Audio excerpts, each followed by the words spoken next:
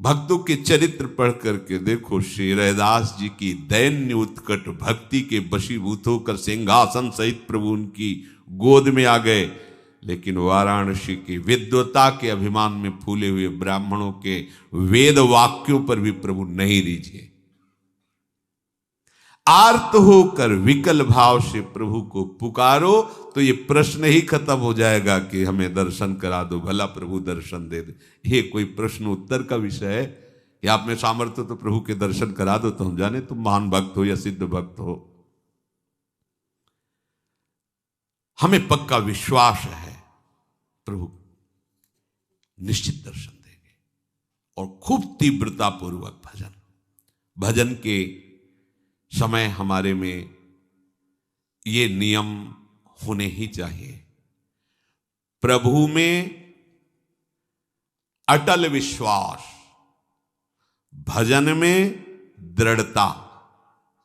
ये भगवत दर्शन कराने की बात है। कैसे भगवत दर्शन होंगे? प्रभु में अटल विश्वास। अब इस अटल विश्वास को समझ लीजिए, जो टल ना सके ऐसा विश्वास।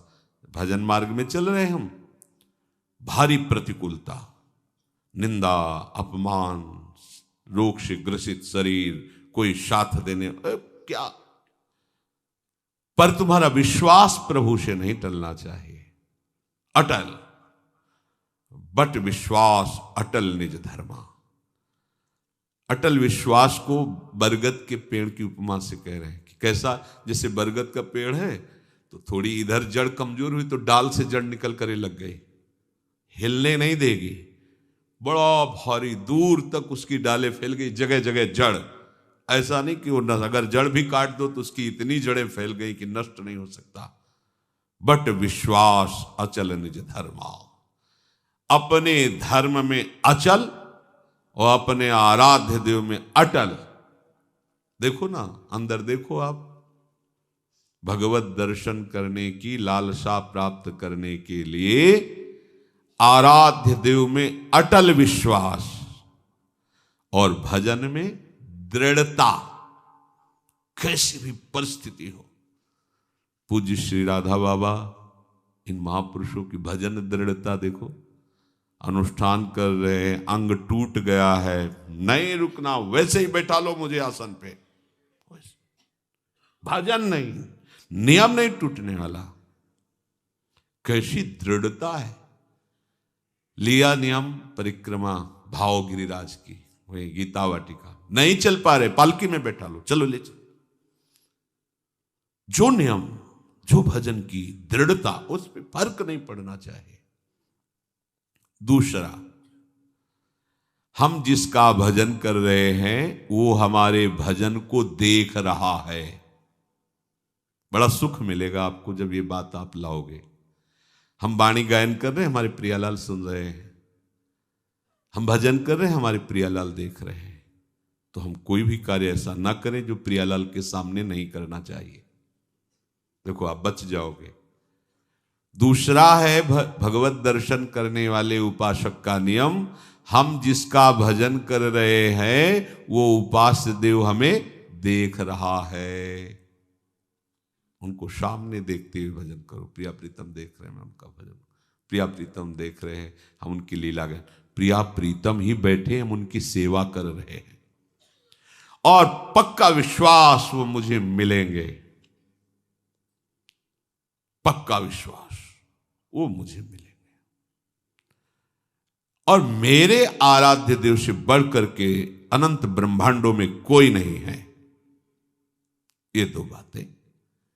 तीसरी, जो गुरु जी ने भजन दिया है, मंत्र दिया है, उस पर विश्वास, उससे बड़ा कोई मंत्र, कोई साधन नहीं है। ये तीसरी बात बताई। हमें नाम मंत्र भजन उसी में दृढ़ होना जो गुरुदेव ने दिया है। चौथी बात, जिसका हम भजन कर रहे हैं सिर्फ उसी की प्राप्ति के लिए भजन है। बीच में मिलावट कुछ नहीं होनी चाहिए, ये वो मांग नहीं होनी चाहिए। जिसका भजन कर रहे हैं उसी की प्राप्ति के लिए भजन हो रहा है। बीच में किसी दूसरे विषय की मांग किसी परिस्थिति की मांग, तो फिर ये लालसा उत्कट नहीं प्रकट हो पाएगी भगवत दर्शन की। पांचवा, जिसका नाम जप कर रहे हैं उसके रूप को आंखों में लाने की चेष्टा करना, भाव करना। चेष्टा लिखा है, वो तो स्वयं आएंगे कृपा करके, पर हम चेष्टा तो कर सकते हैं ना, ध्यान की चेष्टा तो कर सकते हैं। कैसे राधा वल्लभ लाल जू, कैसे बिहारी जू, हम इन्हीं की ध्यान, यही है प्रिया प्रीतम का मिलित स्वरूप। जब प्रकाशित करेंगे तो कोटि कोटि काम लावण्य बिहारी, यही है, ये अपना रूप प्रकाशित कर देंगे। मन से उनके रूप का चिंतन, वाणी के द्वारा गुरु प्रदत्त नाम मंत्र का जप, ये दोनों साथ चलने चाहिए। छठा, प्रभु के भजन करते हुए किसी दूसरे उपासना के उपासक, किसी दूसरे मार्ग के भजनानंदी की अवज्ञा, निंदा, हे भाव, तिरस्कार भाव, ये बिल्कुल नहीं होना चाहिए कि हम तो सर्वोपरि निकुंज उपासक हैं, ये तो क्या गए। आपके अंदर उत्कट लालसा नहीं जगेगी। ये बहुत सूक्ष्म बात है। किसी भी उपासक की, किसी भी संप्रदाय की, किसी भी उपासना की निंदा नहीं, अवज्ञा नहीं, तिरस्कार नहीं। हम जो प्रभु का नाम ले रहे हैं, उन्हीं के सब नाम हैं, उन्हीं की सब उपासना, सबको प्रणाम। हमको अपनी उपासना सर्वोपरि मान करके करना है, पर दूसरे का अपमान, दूसरे की निंदा, दूसरे का तिरस्कार, दूसरे को लघु समझना, ये नहीं।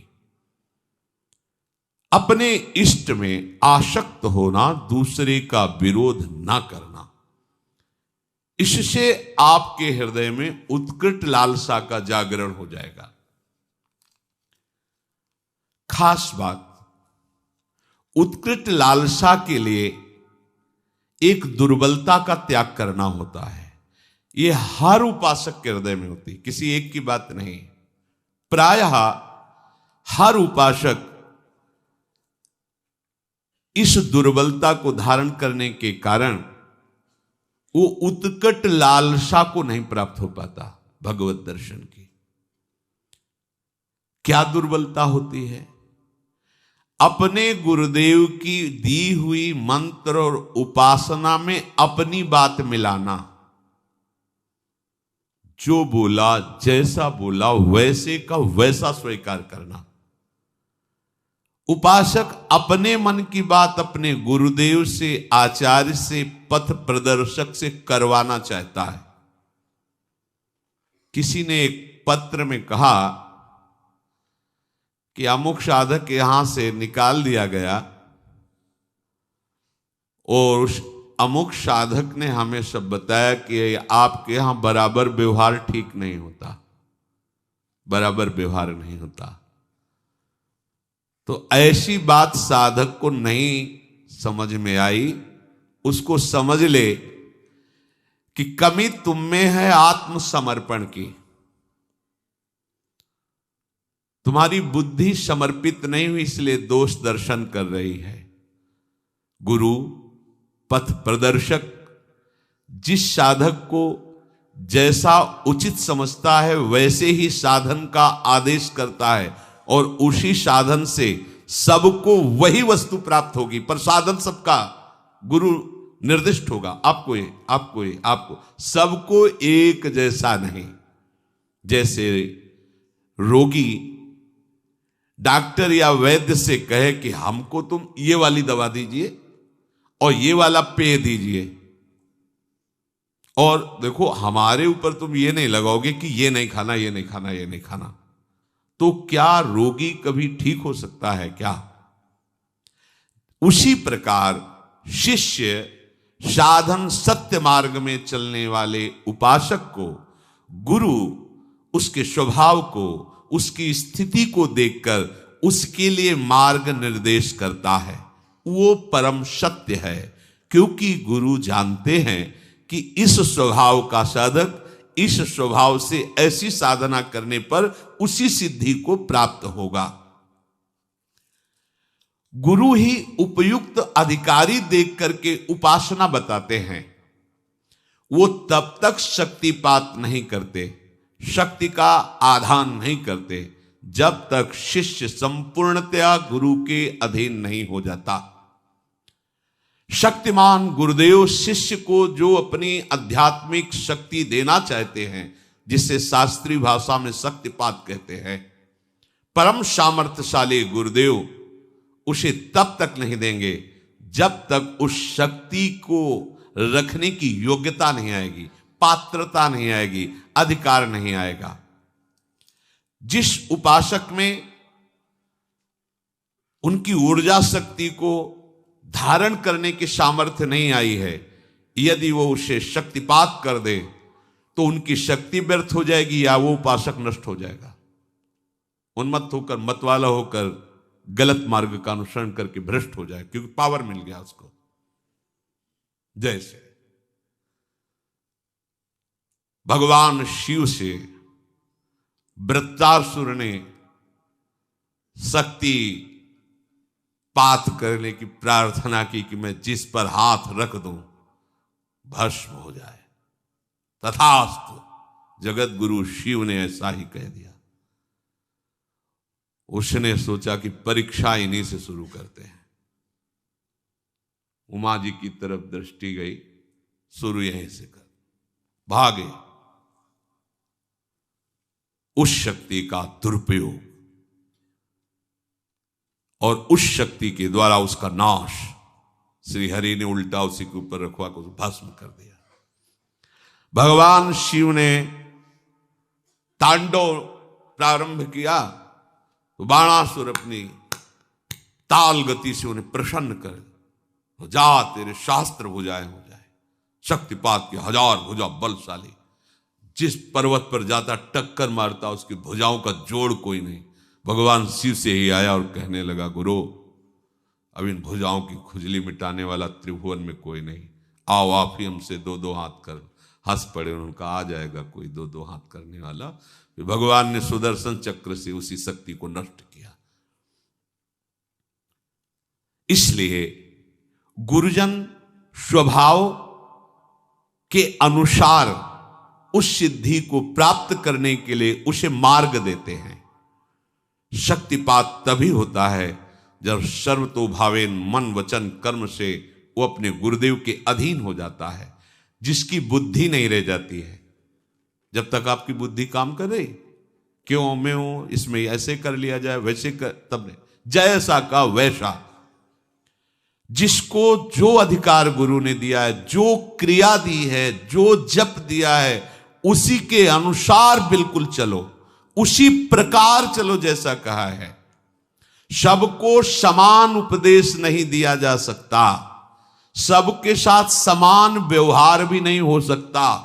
समझिए, प्यार आंतरिक गुरुदेव का सबके प्रति समान है। सबको समान रूप से आप ऐसा सब करें, नहीं हो सकता। अलग अलग प्रक्रिया है, सबको समान रूप से आदेश नहीं दिया जा सकता।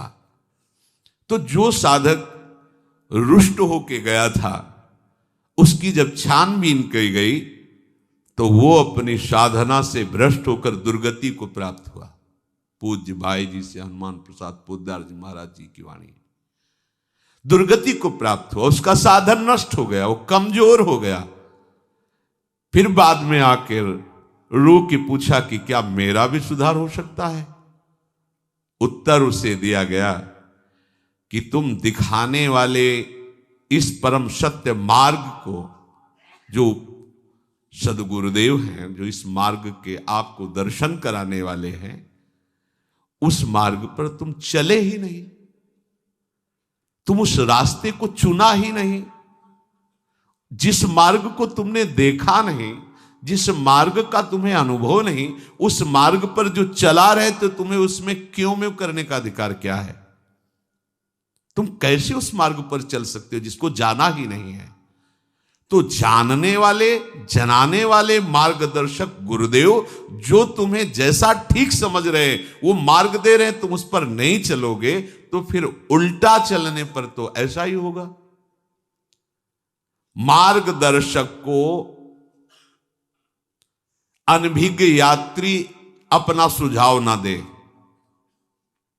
मार्गदर्शक को मार्ग का न समझने वाला यात्री अपना सुझाव न दे कि अगर इधर से घूम के चला जाए तो कैसा रहेगा, अगर ऐसे चला जाए तो। वो जैसा बोल रहे वैसा चलो, अब जो ही कहां करें हम सोई, आयस लिए चले निज दासी। उपासक में सबसे बड़ी दुर्बलता होती कि वो अपने अभिमान को नहीं छाड़ पाता और वो अपने पथ प्रदर्शक गुरु को भी मार्ग बताने लगता है। आप जो ये कर रहे हैं ना, ऐसा अगर इसको ऐसा कर लिया जाए तो ठीक रहेगा। जब गुरुदेव देखते हैं कि ये तो हमको ही साधन बताने लगा, तो फिर वो पक्षपात दिखाई देने लगता है गुरुदेव के व्यवहार में। अलग दो आओ इधर, फिर उससे बात, क्योंकि वो अधिकारी नहीं है, वो नहीं समझ पाएगा। तो जो समझ रहे हैं उनको अलग बुला, तो उसको लगता है हमें तो छोड़ दिया जाए, हमारे को नहीं। तुम उस बात को नहीं समझ पाओगे क्योंकि तुम्हारे अंदर क्यों म्यों करने वाली बुद्धि है। वो सोचता है कि अमुक के साथ इतना प्रेम गुरुदेव कर रहे हैं, हमारे साथ क्यों नहीं करते। वो अपने पथ प्रदर्शक गुरु पर दोष दर्शन करने लगता है और साधक जहां ये दोष आया बस उसका अहंकार उसे नष्ट कर देता है, अहंकार नष्ट कर देता है। पथ प्रदर्शक के प्रति समर्पण सबसे बड़ा साधन है। ये वेद वाक्य है। बिना श्रद्धा के परमार्थ में एक कदम भी नहीं चला जा सकता। श्रद्धा और अपनी समझ, ये दोनों अलग अलग मार्ग हैं। श्रद्धा और अपनी समझ, ये दोनों अलग अलग मार्ग हैं। जहां अपनी समझ श्रद्धा में मिलाई गई वहां साधना नष्ट हो जाती है। अपनी समझ के ऊपर जहां श्रद्धा का शासन हुआ वहां साधना बन जाती है। समर्पणमयी, अभिमान रहित श्रद्धा, समर्पणमयी बुद्धि में कभी सुधार करने की इच्छा नहीं होती कि गुरुजी ने जो कहा उसका हम सुधार। गुरुजी ने कहा ये लाइन ऐसे, इसमें अगर इस लाइन में सुधार हो जाए ना तो अच्छा रहेगा। ये बुद्धि की चतुरता है जो गुरु के शब्दों में सुधार करना चाहती है।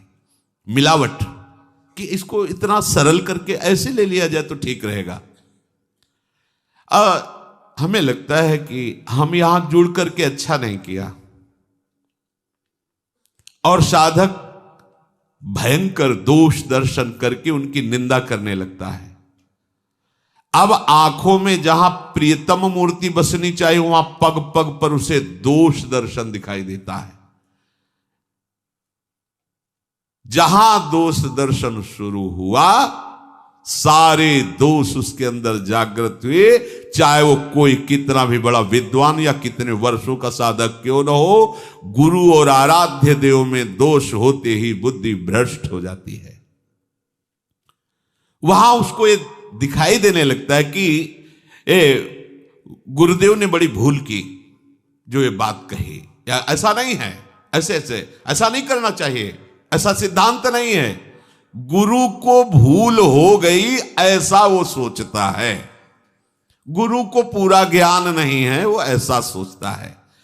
इन्होंने ये ऐसा क्यों नहीं कहा, इन्होंने ऐसा क्यों नहीं किया, वो इसकी मीमांसा करने लगता है, अपने को बड़ा ज्ञानी समझने लगता है। उसकी बुद्धि कभी पहुंच ही नहीं सकती गुरुदेव तक। देखो हम तुम्हें बताएं कौन कैसा संत है, इस बात को या तो भगवान जानते हैं या वो केवल स्वयं संत जानता है, दूसरा कोई तौल नहीं सकता। पूज्य भाई जी महाराज देखो, हमारी तुम्हारी बुद्धि ऐसी है जैसे ईंट पत्थर को तौलने वाला बड़ा कांटा, उसमें हीरा नहीं तौले जाते। हीरा तौलने का तराजू अलग होता है, ये ईंट पत्थर तौलने वाला तराजू हीरा नहीं तोल सकता। ऐसे ही प्राकृतिक भोगों का चिंतन कराने वाली बुद्धि ये महापुरुषों को नहीं तौल सकती कि है क्या। जिसकी बुद्धि संसार में थोड़ी भी सुख बुद्धि रखती है, जिसका जीवन प्रपंच में थोड़ा भी सना हुआ है, वो संत की महिमा को नहीं तौल सकती। देखो वहां वर्णन करते हैं, तात स्वर्ग अपवर्ग सुख धरी तुला एकंग, तूल नता सकल मिल जो सुख लव सत्संग। ये बुद्धि संतों की महिमा को नहीं तौल सकती।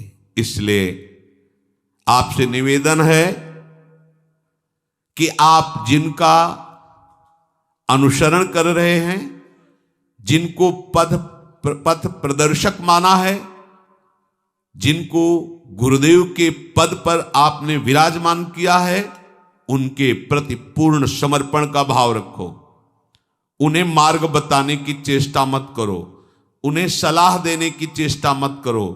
आपके लिए जो निर्धारित कर रहे हैं वही भगवत प्राप्ति का हेतु बनेगा।